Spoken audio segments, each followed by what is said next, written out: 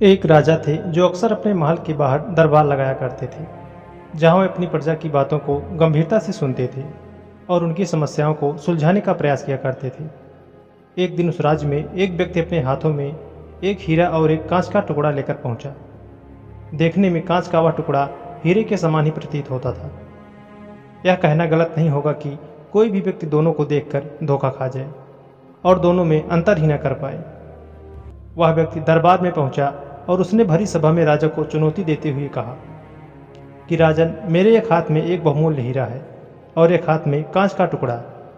मैं इन दोनों को इस मेज पर रख रहा हूं। आपके इस राज्य में उपस्थित कोई व्यक्ति इन दोनों की पहचान कर दे कि इनमें से कौन सा हीरा है और कौन सा कांच का टुकड़ा, तब यह बहुमूल्य हीरा आपकी तिजोरी की शोभा बढ़ा सकता है। मैं यह हीरा आपको भेंट करूंगा, लेकिन शर्त यह है कि यदि आपने गलत चीज़ का चुनाव किया, मतलब आपने कांच के टुकड़े को हीरा बताया, तो हीरे की जितना मूल्य है उतनी धनराशि आपको मुझे देनी होगी। मैं कई राज्यों में जाकर यह खेल खेल चुका हूँ और आज तक मैं कभी हारा नहीं। राजा ने उस व्यक्ति की बात मान ली और अपने सभी मंत्रियों से कहा कि वे असली हीरे की पहचान करें। सभी मंत्री एक एक करके उस मेज के पास पहुंचे जहां हीरा और कांच का टुकड़ा रखा हुआ था।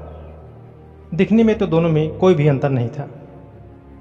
कोई भी मंत्री असली हीरे की पहचान नहीं कर पाया और उन सबके मन में यही डर था कि यदि वे कांच के टुकड़े को असली हीरा बता दें तो राजा को उस हीरे के मूल्य की राशि भुगतान करनी होगी।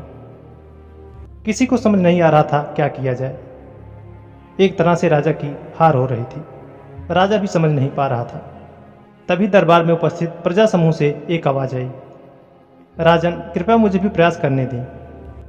आवाज़ एक बूढ़े अंधे व्यक्ति की थी जो बचपन से नेत्रहीन था। सबको लगा कि इतने बुद्धिमान मंत्रियों से कुछ नहीं हुआ तो एक बूढ़ा व्यक्ति क्या कर लेगा, लेकिन राजा के पास और कोई रास्ता भी नहीं था। बूढ़े व्यक्ति को ससम्मान उस मेज के पास ले जाया गया। उसने दोनों ही वस्तुओं को छुआ और एक झटके में बता दिया कि कौन सा असली हीरा है और कौन सा कांच का टुकड़ा। बूढ़े अंधे व्यक्ति ने असली हीरे की पहचान कर ली। वह व्यक्ति भी चौंक गया जो इस शर्त के लिए हीरा लेकर आया था। अब हीरे की तिजोरी में रखने की तैयारी शुरू होने लगी।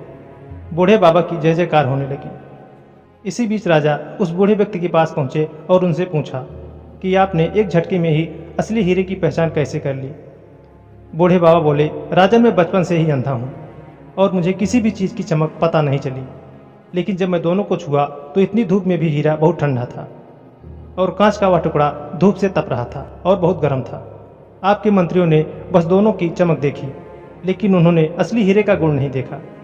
असली हीरा हर परिस्थिति में ठंडा होता है। राजा को अपना उत्तर मिल चुका था। दोस्तों, इस छोटी सी कहानी से हमें यह सीख मिलती है कि हर व्यक्ति में दो तरह के गुण पाए जाते हैं, ठीक उस हीरे की तरह और कांच के उस टुकड़े की तरह। जो व्यक्ति विपरीत परिस्थितियों में भी गर्म नहीं हुआ, ठंडा रहा, वो अपनी लाइफ में हर वो चीज़ कर सकता है जो वो करना चाहता है। लेकिन जो व्यक्ति कांच के उस टुकड़े की तरह गर्म रहा तो उसका कोई मोल नहीं। बहुत सारे लोग गुस्सा करते हैं, आग बबूले होते हैं। ये वही गुण है जो कांच के टुकड़े में होता है। और एक हीरा तो हर परिस्थिति में चमकता भी है और ठंडा रहता है। इसलिए अपने दिमाग को ठंडा रखिए, शांति से काम कीजिए। अपने अंदर के हीरे की पहचान आपको खुद करनी है और आपको हीरा बनना है, ना कि कांच का वह टुकड़ा जो सिर्फ हीरा जैसा दिखता है लेकिन हीरा नहीं, क्योंकि अब आप जानते हैं असली हीरे की पहचान। दोस्तों, मुझे उम्मीद है कि इस कहानी को सुनकर आपको बहुत कुछ सीखने को मिला होगा। तो ये कहानी आपको कैसी लगी, नीचे कमेंट बॉक्स में जाकर अपना कीमती कमेंट हमें लिखकर जरूर भेजें। वीडियो को लाइक और अपनों के साथ शेयर जरूर करें, जिससे यूट्यूब इस वीडियो को और लोगों के पास भेज सके, जिससे लोग मोटिवेट हो सकें और जीवन में कुछ अच्छा करें। और चैनल पर नए हैं तो प्लीज़ चैनल को सब्सक्राइब करें और अपने आसपास स्वच्छता बनाए रखें। तो मिलते हैं ऐसी मोटिवेशनल और रोचक कहानी लेकर। तब तक के लिए नमस्कार, जय हिंद।